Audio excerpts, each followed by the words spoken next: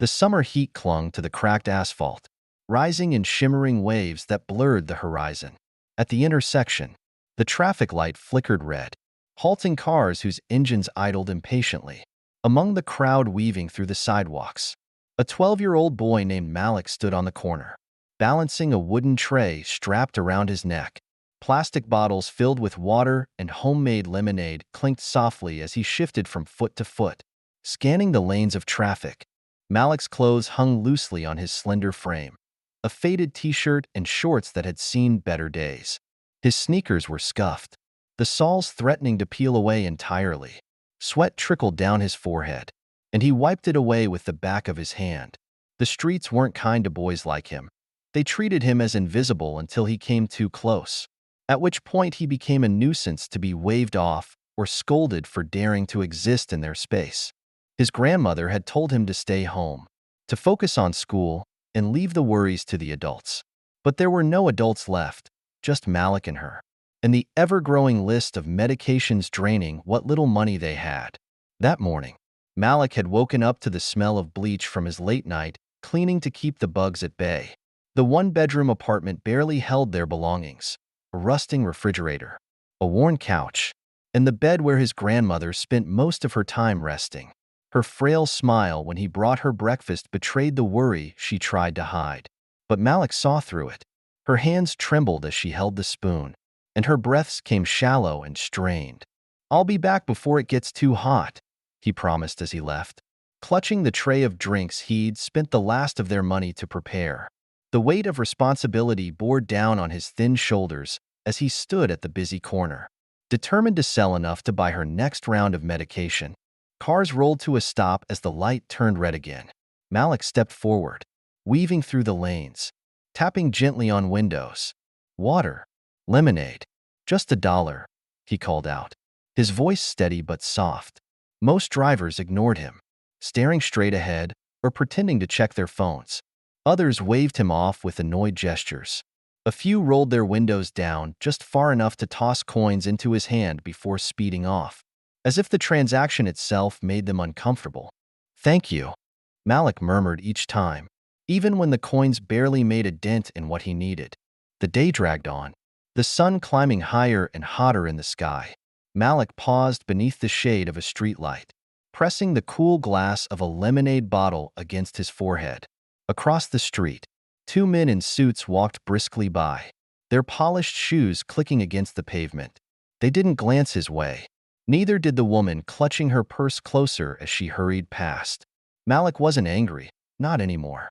Anger had burned out long ago, leaving behind a quieter, heavier weight.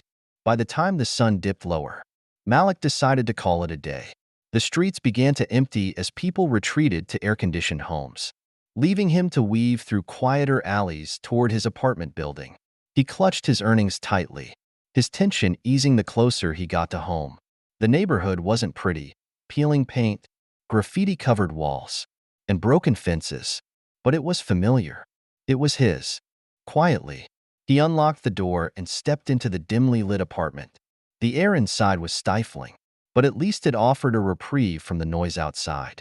His grandmother stirred in bed as he approached. "You're back," she whispered, her voice barely audible. "I sold almost everything today," Malik replied, forcing cheer into his tone as he knelt beside her. "We'll have enough for the medicine soon, I promise."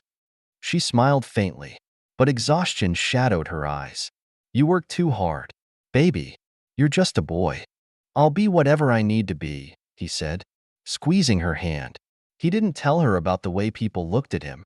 He didn't tell her about the fear that gnawed at him every time he stepped onto the streets. She didn't need to know. That night, as Malik lay on the worn couch, he stared at the cracked ceiling, listening to his grandmother's uneven breaths. "Tomorrow," he whispered to himself, "tomorrow I'll sell more. I'll make enough. I have to." The next morning, Malik returned to the same corner, braving the heat with the same determination. By midday, the scene that would change everything unfolded.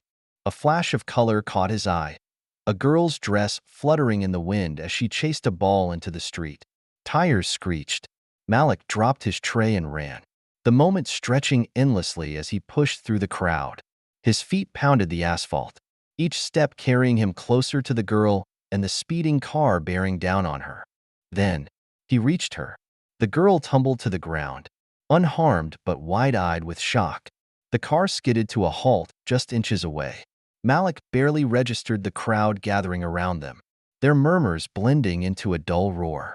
Relief flooded him, until a sleek black sedan pulled up, and a man stepped out, tall and imposing.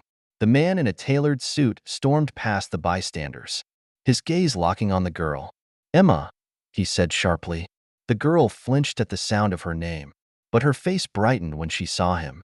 "Daddy," she cried, running into his arms. The man's protective embrace tightened around her, but his eyes quickly shifted to Malik. His expression hardened.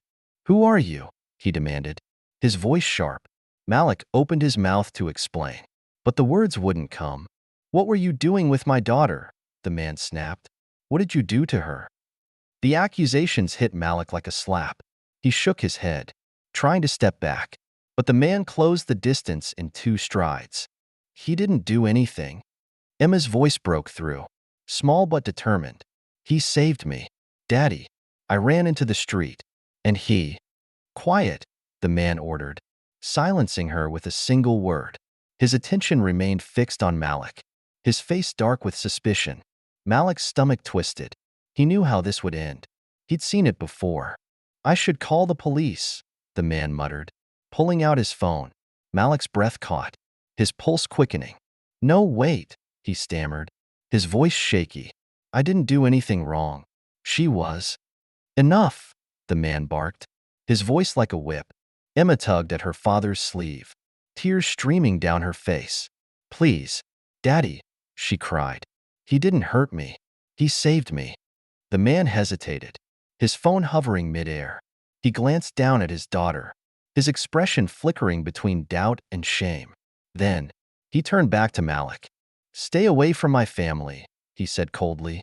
"If I see you near her again, I'll make sure the police handle it." He turned on his heel, carrying Emma back to the car. She looked back at Malik, her tear-streaked face filled with something he couldn't quite place. Guilt, perhaps, or helplessness. The car door slammed shut, and the sedan sped away, leaving Malik standing in the street.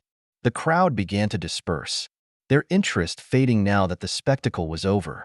Malik bent down to gather his scattered bottles, his hands trembling. That night, as he lay awake, the man's words echoed in his mind. "What were you doing near my daughter?" He had saved her life, but it didn't matter.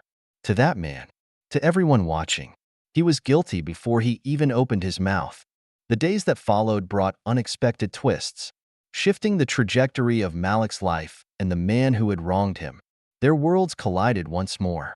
But this time, it was the man who approached with humility and a request that would change both their lives forever.